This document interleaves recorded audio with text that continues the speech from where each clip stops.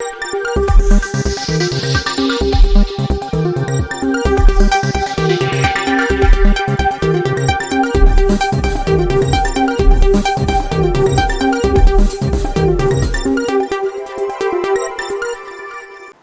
ഇളയോര വിശേഷങ്ങളിലേക്ക് സ്വാഗതം. പട്ടാമ്പിയിൽ 20 കിലോ കഞ്ചാവുമായി 2 സ്ത്രീകൾ പിടിയിൽ. ഒഡീഷ സ്വദേശിനികളാണ് പിടിയിലായത്. പട്ടാമ്പി റെയിൽവേ സ്റ്റേഷൻ പരിസരത്ത് പോലീസ് നടത്തിയ പരിശോധനയിലാണ് 20 കിലോ കഞ്ചാവുമായി 2 സ്ത്രീകളെ പിടികൂടിയത്.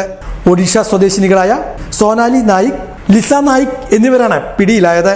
സോനാലി നായിക്ക് 35 വയസ്സും ലിസയ്ക്ക് 28 വയസ്സുമാണ് ഉള്ളത്. പോലീസിന് ലഭിച്ച രഹസ്യവിവരത്തിന്റെ അടിസ്ഥാനത്തിൽ നടത്തിയ പരിശോധനയിലാണ് ഇവരെ പിടികൂടിയത്. ഒഡീഷയിൽ നിന്നും ട്രെയിൻ മാർഗം എത്തിച്ച കഞ്ചാവാണ് ഇതെന്ന് വ്യക്തമായി. ഇവരുടെ കൈവശമുണ്ടായിരുന്ന ബാഗുകളിൽ പാക്കറ്റുകളാക്കി സൂക്ഷിച്ച നിലയിലായിരുന്നു കഞ്ചാവ് കണ്ടെത്തിയത്. കേരളത്തിലെ വിവിധ ഭാഗങ്ങളിലേക്ക് വിതരണത്തിനായി എത്തിച്ചതാണോ ഇതെന്ന് പോലീസ് പരിശോധിച്ചു വരികയാണ്. ജില്ലാ ലഹരി വിരുദ്ധ സ്ക്വാഡും പട്ടാമ്പി പോലീസും സംയുക്തമായി നടത്തിയ പരിശോധനയിലാണ് ഇരുവരും പിടിയിലായത്. സംസ്ഥാനത്തെ ഈ വർഷത്തെ SSLC പരീക്ഷാ ഫലം പ്രഖ്യാപിച്ചു. 99.07 വിജയശതമാനമാണ് ഇത്തവണയുള്ളത്. വിജയശതമാനം കുറഞ്ഞു. 4,14,290 വിദ്യാർത്ഥികൾ ഉന്നത വിദ്യാഭ്യാസ യോഗ്യത നേടി. 30,514 വിദ്യാർത്ഥികൾ എല്ലാ വിഷയത്തിലും A+ സ്വന്തമാക്കി. കഴിഞ്ഞ തവണ 61,449 വിദ്യാർത്ഥികൾക്കാണ് ഫുൾ A+ ലഭിച്ചത്. 99.22% പെൺകുട്ടികൾ യോഗ്യത നേടി. വിജയശതമാനത്തിൽ പെൺകുട്ടികളാണ് മുന്നിലുള്ളത്. 20,771 പെൺകുട്ടികൾക്ക് ഫുൾ A+ ലഭിച്ചു. 9,743 ആൺകുട്ടികൾ ഫുൾ A+ നേടി.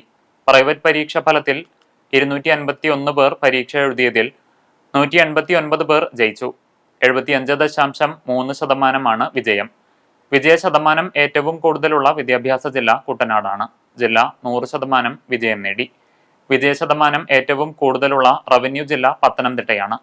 കൊല്ലം ജില്ലയിലെ 11.6% കുട്ടികൾക്ക് ഫുൾ A+ ലഭിച്ചു. 3059 സ്കൂളുകളിൽ പരീക്ഷ നടന്നു. 72 ക്യാമ്പുകളിലായാണ് മൂല്യനിർണ്ണയം നടത്തിയത്. ഡിജി ലോക്കറിലും വാട്സാപ്പ് സന്ദേശത്തിലും ഫലം ലഭിക്കും. സേ പരീക്ഷ ജൂൺ ആദ്യവാരം നടക്കും.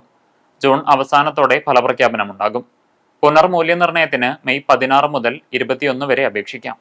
ഇത്തവണയും തൃത്താല മണ്ഡലത്തിന് മന്ത്രിയെ കിട്ടുമോ എന്ന ആകാംക്ഷയിലാണ് തൃത്താലക്കാർ.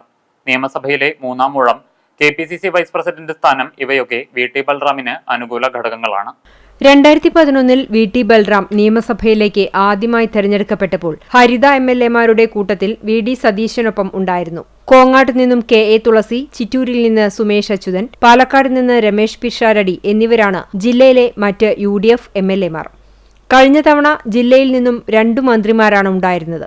MB രാജേഷും K കൃഷ്ണൻകുട്ടിയും. ഇക്കുറി N ഷംസുദ്ദീൻ മുസ്ലിം ലീഗിന്റെ പട്ടികയിലുണ്ട്. കഴിഞ്ഞ തവണ ആദ്യം സ്പീക്കറായ MB രാജേഷ് 15 മാസത്തിനു ശേഷമാണ് മന്ത്രിയായത്. MB രാജേഷ് ഉൾപ്പെടെ 5 പേരാണ് തൃത്താലയെ പ്രതിനിധീകരിച്ച് മന്ത്രി പദവിയിൽ ഇരുന്നിട്ടുള്ളത്. 1960 കോൺഗ്രസിൽ നിന്ന് വിജയിച്ച K കുഞ്ഞമ്പു ഹരിജനോദ്ധാരണം, ജലസേചനം എന്നീ വകുപ്പുകളുടെ മന്ത്രിയായി. 1971 V ഈശ്വരൻ ഹരിജനക്ഷേമ ദേവസ്വം മന്ത്രിയായി. 1977 K ശങ്കരനാരായണൻ കൃഷി, സാമൂഹിക വികസനം, മൃഗസംരക്ഷണം എന്നീ വകുപ്പുകളുടെ മന്ത്രിയായി. 1981 KK ബാലകൃഷ്ണൻ ഗതാഗത വകുപ്പ് മന്ത്രിയുമായി. പിന്നീടാണ് MB രാജേഷ് തദ്ദേശ സ്വയംഭരണം, എക്സൈസ് വകുപ്പ് മന്ത്രിയാകുന്നത്. തൃത്താല കൂറ്റനാട് റോഡിൽ മരം വീണ് ഗതാഗത തടസ്സം നേരിട്ടു. അപകട സമയത്ത് റോഡിൽ വാഹനങ്ങളില്ലാത്തതിനാൽ വൻ അപകടം ഒഴിവായി. തൃത്താല കൂറ്റനാട് റോഡിൽ കോടനാട് യത്തീംഖാനയ്ക്ക് സമീപത്തായിരുന്നു അപകടം. വെള്ളിയാഴ്ച രാവിലെ 11:30 റോഡരികിലെ അടിവശം ദ്രവിച്ച തണൽമരം റോഡിനു കുറുകെ പൊട്ടിവീഴുകയായിരുന്നു. ഇതോടെ പാതയിലൂടെയുള്ള ഗതാഗതം പൂർണ്ണമായും സ്തംഭിച്ചു. നിരവധി വാഹനങ്ങൾ പോകുന്ന സമയത്തായിരുന്നു അപകടമെങ്കിലും മരം വീഴുന്ന സമയത്ത് റോഡിൽ വാഹനങ്ങളോ താഴെ കാൽനട യാത്രികരോ ഇല്ലാതിരുന്നതിനാൽ വൻ ദുരന്തം ഒഴിവായി. വ്യാഴാഴ്ച വൈകുന്നേരം തൃത്താല മേഖലയിൽ ശക്തമായ വേനൽ മഴ ലഭിച്ചിരുന്നു. ഇതോടെ അടിവശം ദ്രവിച്ച മരം മഴയിൽ കുതിർന്ന് റോഡിലേക്ക് വീഴുകയായിരുന്നു. ഉടൻ തന്നെ വിവരമറിഞ്ഞെത്തിയ നാട്ടുകാർ മരം റോഡിൽ നിന്നും വെട്ടിമാറ്റി. മരം വീണ റോഡിൽ ഏതാനും സമയം വൻ ഗതാഗതക്കുരുക്കും അനുഭവപ്പെട്ടു. തൃത്താല മണ്ഡലത്തിന്റെ വിവിധ ഭാഗങ്ങളിൽ ഇത്തരത്തിൽ റോഡരികുകളിൽ അപകടാവസ്ഥയിലായ ധാരാളം മരങ്ങൾ സ്ഥിതി ചെയ്യുന്നുണ്ട്. പല സ്ഥലങ്ങളിലും യാത്രക്കാരുടെ ജീവന് തന്നെ ഭീഷണിയാകുന്ന തരത്തിലാണ് മരങ്ങൾ നിലകൊള്ളുന്നത്. കാലവർഷം കനക്കാനിരിക്കെ ഇത്തരം മരങ്ങൾ കണ്ടെത്തി വെട്ടിമാറ്റാൻ അധികൃതർ തയ്യാറാകണമെന്നാണ് നാട്ടുകാരുടെ ആവശ്യം. കനത്ത മഴയിൽ പട്ടാമ്പി ടൗണിലെ പല വ്യാപാര സ്ഥാപനങ്ങളിലേക്കും വെള്ളം കയറിയത് വ്യാപാരികളെ ദുരിതത്തിലാക്കി. ടൗണിലെ അഴുക്കുചാലുകൾ അടച്ചതാണ് ഇതിന് ഇടയാക്കിയത്. ഇതിനെതിരെ വ്യാപാരികൾ പ്രതിഷേധവുമായി രംഗത്തെത്തി. കഴിഞ്ഞ ദിവസം രാത്രിയിലുണ്ടായ കനത്ത മഴയിലാണ് പട്ടാമ്പി ടൗണിലെ വ്യാപാര സ്ഥാപനങ്ങളിലേക്ക് വെള്ളം കയറിയത്. റോഡ് നവീകരണത്തിന്റെ ഭാഗമായുള്ള പ്രവൃത്തികൾ പൂർത്തിയാക്കാത്തതും അഴുക്കുചാലുകൾ അടഞ്ഞുകിടക്കുന്നതുമാണ് മഴവെള്ളം കടകളിലേക്ക് കയറാൻ ഇടയാക്കിയെന്നാണ് വ്യാപാരികളുടെ പരാതി. മഴവെള്ളം ഒഴുകിപ്പോകാൻ ആവശ്യമായ സംവിധാനങ്ങളില്ല. റോഡ് ടാറിംഗ് മാത്രമാണ് നവീകരണത്തിന്റെ ഭാഗമായി നടന്നിട്ടുള്ളൂ. മറ്റു അനുബന്ധ പ്രവൃത്തികൾ പാതി വഴിയിലാണ്. പലതവണ ഇക്കാര്യം ബന്ധപ്പെട്ട ഉദ്യോഗസ്ഥരെ അറിയിച്ചിരുന്നുവെങ്കിലും ഒരു നടപടികളും ഉണ്ടായില്ല. ഈ സാഹചര്യം തന്നെയാണ് മഴവെള്ളം കടകളിലേക്ക് എത്താൻ ഇടയാക്കിയിരിക്കുന്നതെന്നും വ്യാപാരികൾ കുറ്റപ്പെടുത്തി. അവിടെ ഒരു മുഴ കാരണം അത് തടഞ്ഞ് ഫ്രൂട്ട്സിലേക്ക് ഫുള്ള് കയറിയിട്ട് അവിടുന്ന് നേരെ തിരിഞ്ഞ് മൊത്തം കടറുള്ളിലേക്ക് കയറിയത്. കടറുള്ളിലേക്ക് കയറിയ സാധനം പിന്നെ തിരിച്ചിങ്ങോട്ട് വരില്ല. ഈ ഹൈറ്റ് ഉള്ളതാണ്.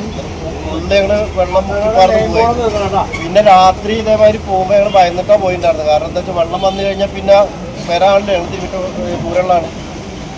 അപ്പോൾ ഇത് ഭയങ്കര ബുദ്ധിമുട്ടുള്ള കച്ചറ വെള്ളം ഒക്കെ ആയിട്ട് കുറേ സാധനം നശിച്ചിട്ടുണ്ട്. അടിയിൽ ഉണ്ടായിരുന്ന കുറേ ഇതുണ്ടായിരുന്ന വീഡിയോസ് ഉണ്ട്. ഇന്നുപോലെ എങ്ങനെയാണെന്ന് പണ്ടുണ്ടായിരുന്നില്ലല്ലോ. ഇല്ല, ഇതിപ്പോൾ ഈ പണി തുടങ്ങിയിട്ട് ഇത് മാത്രമല്ല, ഇത് മൊത്തം ഇവിടെ വരെ ഒരു കുഴി കുഴിച്ചിട്ട് ഒരു മാസത്തിന്റെ മേലായിട്ട് കഷ്ടപ്പെടുത്താൻ തുടങ്ങി. ഒരു കാര്യം ഇവിടെ പണി ഇവിടെ കുറേ സിമെന്റും മണലും കൊടുത്ത് ഇവിടെ മുന്നിൽ കൊടുത്തിട്ടുള്ള ബൈക്കുകളും ഇതൊക്കെ നടന്നിട്ട് എത്ര കാര്യം തരാം. ഇവിടെ ഒരു കുഴി ഒരു 1.5 മാസമായി ഇവിടെ ഇതിന്റെ നടുവിലൊരു കുഴി കുഴിച്ചിട്ട് ബസ് ഇങ്ങോട്ട് കയറാണ്ട് അധികം പോകും. നമുക്കൊരു എന്നിട്ട് അങ്ങനെ കടന്നെ പൂട്ടിപ്പോട്ടാ അമ്പത്തിയേണ്ട അവസ്ഥയാണ്. ഇനിയും അധികൃതരുടെ ഭാഗത്തുനിന്നും നടപടിയുണ്ടായില്ലെങ്കിൽ ശക്തമായ സമരപരിപാടികളുമായി മുന്നോട്ട് പോകുമെന്ന് വ്യാപാരി വ്യവസായി ഏകോപന സമിതി പട്ടാമ്പി യൂണിറ്റ് പ്രസിഡന്റ് ഗിരീഷ് പട്ടാമ്പി പറഞ്ഞു. ഇന്നലെ ചെറിയൊരു മഴ പെയ്തപ്പോഴേക്കും പട്ടാമ്പി അങ്ങാടിയിലെ മൊത്തം വെള്ളക്കെട്ടാവുകയും അതുപോലെ തന്നെ പല സ്ഥാപനങ്ങളിലേക്കും വെള്ളം കയറുകയും സാധനങ്ങൾ നാശാവുന്ന ഒരു സാഹചര്യം ഉണ്ടായി. അതിന്റെ 1-2 ഏറ്റവും ചെറിയായിട്ടുള്ള കാര്യങ്ങളാണ്. ഇവിടുന്ന് ഈ MESന്റെ അങ്ങോട്ട് പോകുന്ന പുതിയ ഉണ്ടാക്കിയ വഴി, ആ കൾവർട്ട് അങ്ങനെ വന്ന് ചേരുന്ന സ്ഥലമാണ് ഇവിടെ. ഇത് മൊത്തം അടച്ചിട്ടിരിക്കുകയാണ്. അപ്പൊ അവിടുന്ന് വരുന്ന വെള്ളം അത് അവിടെ ആ റോഡിലിതായിട്ട് ആ കടകളിലേക്ക് കയറി. അവിടെ പലർക്ക് കടയാണ്. ആ കടയുടെ ഉള്ളിലേക്ക് കയറി, അപ്പുറത്തെ കടയുടെ ഉള്ളിലേക്ക് കയറി. ഈ ഒരു അവസരത്തിൽ ഇങ്ങനെ. അതുപോലെ തന്നെ ഇവിടുന്ന് അങ്ങോട്ട് ഇപ്പൊ അവിടുന്ന് നോക്കിയറിയാം, ഇവിടെ ചാലില്ല. ഈ വെള്ളം പെയ്ത് വരുന്ന വെള്ളം, ഒഴുകി വരുന്ന വെള്ളമൊക്കെ കടകളിലേക്ക് പോകുന്ന ഒരു സാഹചര്യമുള്ളത്. ഇവിടുന്ന് അങ്ങോട്ട് എന്ന് പറയണമെങ്കിൽ കുറച്ചങ്ങോട്ട് പോയിട്ടുണ്ടെങ്കിൽ ആ ചാല അടഞ്ഞു കിടക്കുക. അതുപോലെ തന്നെ ഓപ്പോസിറ്റ് സൈഡ് അവിടെയൊക്കെ അതെ, ചാല് സ്ലാബ് വെറുതെ നിൽക്കുകയാണ്. ചാലില് കംപ്ലീറ്റ് കച്ചറയാണ്. ഉള്ള ചാലിലത്തെ അവിടെ കിടക്കുന്ന മാലിന്യങ്ങൾ, ഈ പഴയത്തെ കൂറ അടക്കമുള്ള സാധനങ്ങൾ റോഡിലേക്ക് വരുന്ന ഒരു സാഹചര്യമാണ് ഇവിടെ ഉള്ളത്. ഇതേപോലെ തന്നെയാണ് ഇത് റോഡ് വർക്കുമായി ബന്ധപ്പെട്ടാണ് ഇത് ഇവിടെ കയറിയിട്ടുണ്ടെങ്കിൽ ഇത് ചിലപ്പോൾ ഇവിടെ ശരിയാവാതിരിക്കാം. പക്ഷെ ഏറ്റവും വലിയ പ്രശ്നം എന്താ വെച്ചിട്ടുണ്ടെങ്കിൽ നമ്മൾ ബസ് സ്റ്റാൻഡിന്റെ ഉള്ളിലേക്ക് കയറുന്ന ആ സ്ഥലത്തെ പ്രശ്നം. അത് നമുക്ക് അവിടെ ഒന്ന് നോക്കി അറിയാൻ പറ്റും. കാരണം അവിടെ വാട്ടർ അതോറിറ്റി ആ പണി നടക്കുന്നത് തന്നെ വളരെ വൈകിട്ടാണ്. ആ സമയത്ത് കൃത്യമായിട്ട് നമ്മൾ ഇടപെട്ടിട്ട് അടിയന്തര പ്രാധാന്യത്തോടെ ചെയ്യണമെന്ന് കൃത്യമായിട്ട് അവരോട് പറഞ്ഞതാണ്. പക്ഷെ അത് ഒരു വിലയും കൽപ്പിക്കാത്ത രീതിയിലുള്ള പ്രവർത്തനം. ഇപ്പോഴും അത് പൂർണ്ണമല്ല. ഇപ്പൊ എന്താണെന്ന് വെച്ചിട്ടുണ്ടെങ്കിൽ അവിടെ നിങ്ങോട്ടുള്ള ചാലില്ല, ആ കടയിലേക്ക് ആ ചാലില്ലാത്തത് കൊണ്ടും അവിടെ ഇതുള്ളത് കൊണ്ട് ആ ഗുരുവായൂർ കൊണ്ട് അവിടെ നിന്ന് വരുന്ന വെള്ളം, അങ്ങോട്ടുള്ള വെള്ളം അങ്ങോട്ട് പോകുന്നില്ല. ആ വെള്ളം മുഴുവനെ അവിടെ ആ ഫ്രൂട്ട്സ് കടയുടെ ഉള്ളിൽ കൂടെ കയറിയിട്ട് നേരെ അപ്പുറത്തെ റെഡിമെയ്ഡ് കടയിലേക്ക് കയറുന്നൊരു ആ തുണിക്കടയിലേക്ക്. ഇന്നലെ തുണിക്കട ഇന്നലെ രാത്രി കംപ്ലീറ്റ് അടിയിലൊക്കെ കയറി ആകെ വെള്ളം കയറിയ പ്രശ്നമാണ്. വെള്ളം കയറിയ വ്യാപാര സ്ഥാപനങ്ങൾ യൂണിറ്റ് ഭാരവാഹികളുടെ നേതൃത്വത്തിൽ സന്ദർശിച്ചു. വാട്ടർ അതോറിറ്റി ഉദ്യോഗസ്ഥരുമായി ചർച്ചയും നടത്തി. പൊതുമരാമത്ത് വകുപ്പ് ഉദ്യോഗസ്ഥരുടെ ശ്രദ്ധയിലും വിഷയം അവതരിപ്പിച്ചതായും നേതാക്കൾ പറഞ്ഞു. കൊപ്പം വളാഞ്ചേരി പാതയിലെ കൈപ്പുറത്ത് കുടിവെള്ള പൈപ്പ് പൊട്ടി റോഡ് തകർന്നത് പുനഃസ്ഥാപിച്ചു. വലിയ തോതിലാണ് റോഡിന്റെ ഉപരിതലം ഇവിടെ തകർന്നിരുന്നത്. കൊപ്പം വളാഞ്ചേരി പാതയിലെ കൈപ്പുറത്ത് കുടിവെള്ള പൈപ്പ് പൊട്ടി റോഡ് തകർന്നത് പുനഃസ്ഥാപിച്ചു. കോൺക്രീറ്റ് ചെയ്താണ് റോഡിന്റെ തകർച്ചയ്ക്ക് പരിഹാരം കണ്ടിരിക്കുന്നത്. കഴിഞ്ഞയാഴ്ചയാണ് റോഡിനടിയിലൂടെ പോകുന്ന പൈപ്പ് പൊട്ടി കുടിവെള്ളം പാഴായത്. റോഡിന്റെ ഉപരിതലം തകരുകയും ചെയ്തു. വലിയ ശക്തിയിൽ നടുറോഡിൽ വെള്ളം ഉയരുകയും റോഡ് തകരുകയുമായിരുന്നു. എന്നാൽ ഏതാനും ദിവസങ്ങളായി ഇതിന്റെ തകർച്ച പരിഹരിക്കാതെ കിടക്കുകയായിരുന്നു. തുടർന്ന് കഴിഞ്ഞ ദിവസമാണ് അധികൃതർ നടപടികളുമായി രംഗത്തിറങ്ങിയത്. റോഡ് കോൺക്രീറ്റ് ചെയ്തുള്ള പരിഹാരമാണ് കണ്ടിരിക്കുന്നത്. 100 മീറ്ററോളം വരുന്ന റോഡ് ഭാഗം വലിയ തോതിൽ തകർന്നിരുന്നു. കൈപ്പുറത്തു നിന്നും നെടുങ്ങോട്ടൂർ ഭാഗത്തേക്ക് പോകുന്ന പാതയ്ക്ക് സമീപത്തായിരുന്നു തകർച്ച. ഇത് വാഹനയാത്രക്കാർക്കും വലിയ ഭീഷണിയും ഉയർത്തിയിരുന്നു. അതേസമയം പാതയുടെ 1-ാം തിപ്പടിക്ക് സമീപവും കുടിവെള്ള പൈപ്പ് പൊട്ടി റോഡ് തകർന്നിട്ടുണ്ട്. പുലാശ്ശേരിയിലും സമാനമായ സ്ഥിതിയാണ് ഉള്ളത്. ഇതിനെല്ലാം ഉടൻ പരിഹാരം കാണണമെന്നാണ് നാട്ടുകാരുടെ ആവശ്യം. സർവീസിൽ നിന്നും വിരമിക്കുന്ന ഓങ്ങല്ലൂർ അണ്ടലാടി അങ്കണവാടി ടീച്ചർക്ക് സമുചിതമായ യാത്രയയപ്പ് നൽകി. വിവിധ കലാപരിപാടികളും ഇതോടനുബന്ധിച്ച് സംഘടിപ്പിച്ചു. സർവീസിൽ നിന്നും വിരമിക്കുന്ന ഓങ്ങല്ലൂർ അണ്ടലാടി അംഗൻവാടിയിലെ ഹെൽപ്പർ രാജലക്ഷ്മിക്കാണ് സമുചിതമായ യാത്രയയപ്പ് നൽകിയത്. 32 വർഷത്തെ സേവനത്തിന് ശേഷമാണ് ടീച്ചർ സർവീസിൽ നിന്നും വിരമിക്കുന്നത്. കുട്ടികളും രക്ഷിതാക്കളുമെല്ലാം ടീച്ചർക്കുള്ള ഉപഹാരം സമ്മാനിച്ചു. ഓങ്ങല്ലൂർ ഗ്രാമപഞ്ചായത്ത് പ്രസിഡന്റ് പി വിജയൻ ചടങ്ങ് ഉദ്ഘാടനം ചെയ്തു. കാരണം മാസങ്ങളിൽ മാർച്ച് മാസം, ഏപ്രിൽ മാസം, മെയ് മാസത്തിലൊക്കെ ഒരുപാട് റിട്ടയർമെൻറ്റുകളൊക്കെ നൽകുന്നതാണ്. അതൊക്കെ തന്നെ ഉദ്യോഗങ്ങളിൽ നിന്നും പിരിഞ്ഞു പോകുന്ന ആളുകളുടെ റിട്ടയർമെൻറ്റുകളാണ്. വിവിധ ഓഫീസുകളിൽ നിന്ന് ജോലി ചെയ്ത് പിരിഞ്ഞു പോകുന്നവർ, ടീച്ചർമാരായി സ്കൂളുകളിൽ നിന്ന് പിരിഞ്ഞു പോകുന്നവർ, വിവിധ ഡിപ്പാർട്ട്മെൻറ്റുകളിൽ നിന്നും ജോലി അവസാനിപ്പിച്ച് പിരിഞ്ഞു പോകുന്നു.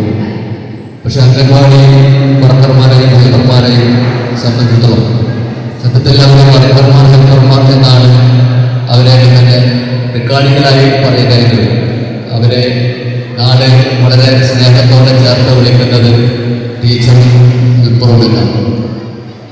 അവർക്ക് സത്യത്തിൽ അവരുടെ റിട്ടയർമെൻറ്റ് എന്ന് പറയുന്നത് അവരുടെ സേവനം കഴിഞ്ഞുള്ള ഒരു പിരിഞ്ഞുപോക്കാണ്. മറ്റുള്ളവരൊക്കെ തന്നെ സർക്കാർ നിശ്ചയിക്കുന്ന രീതിയിൽ ശമ്പളം വാങ്ങി ജോലി ചെയ്യുന്നതാണെങ്കിൽ അംഗൻവാടിയുടെ ഈ സഹോദരിമാർ സേവനമാണ് ചെയ്യുന്നത്, അല്ലാതെ ശമ്പളം വാങ്ങി ജോലി ചെയ്യുകയല്ല. നമുക്കറിയാം, സ്ഥിരസമിതി അധ്യക്ഷൻ MP വിജയകുമാർ, കിരാതമൂർത്തി നമ്പൂതിരിപ്പാട്, നാരായണൻ, സത്യഭാമ, യമുനാദേവി തുടങ്ങിയവരും പങ്കെടുത്ത് സംസാരിച്ചു. തുടർന്ന് വിവിധ കലാപരിപാടികളും അരങ്ങേറി.